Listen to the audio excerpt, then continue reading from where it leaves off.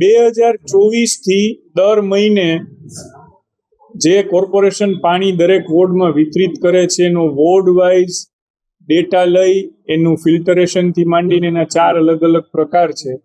આ પ્રકારનું medical testing કરાવી અને કોર્પોરેશન પોતે જ આ ડેટા પ્રસિદ્ધ કરે છે. એટલે આમાં કશું છુપાવવાનો વિષય નથી. આપ જે વાત કરી રહ્યા છો એ મે 2025 વાત છે અને અમે લોકોએ 28/5/2026 થી ચાર્જ લીધો છે. એટલે અમારા ચાર્જ લીધા પછીનો જે કાંઈ વિષય હશે એના ઉપર કોઈ કોમેન્ટ આપવી વ્યાજબી છે.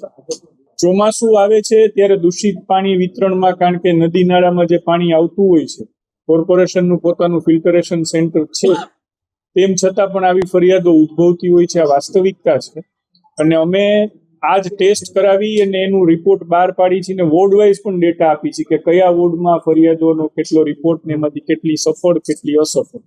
એટલે આપની વાત સાચી છે, ક્યાંક ને ક્યાંક આવું નાનું મોટું પાણી વિતરણ થઈ રહ્યું છે. એની જવાબદારી અમે સ્વીકારી અને ખૂબ ઝડપથી ફરીથી પાછું સારું પાણી વિતરણ કરીએ નેક્સ્ટ ડે થી એ માટે પ્રયત્નશીલ છે.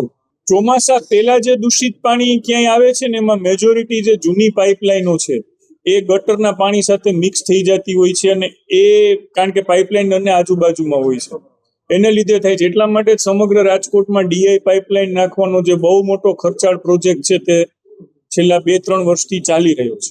નવી પાઇપલાઇનમાં તકલીફ છે એ કદાચ 0.1% જેવી છે, પરંતુ એનું કારણ એ છે કે જે મને ટેકનિકલ માહિતી આપી કે ક્યાંક લોકોએ સીધું પોતે નોન ટેકનિકલ માણસ દ્વારા કનેક્શન લીધું, જેને લીધે ડીઆઈ પાઇપલાઇનમાં હથોડો સીધો મારે એટલે તિરાડ પડે છે અને એ તિરાડો પડે છે એને લીધે આ થાય છે. એટલે લોકોને પણ વિનંતી છે કે કોર્પોરેશનના માધ્યમથી કનેક્શન લો, તમારી રીતે ના લો.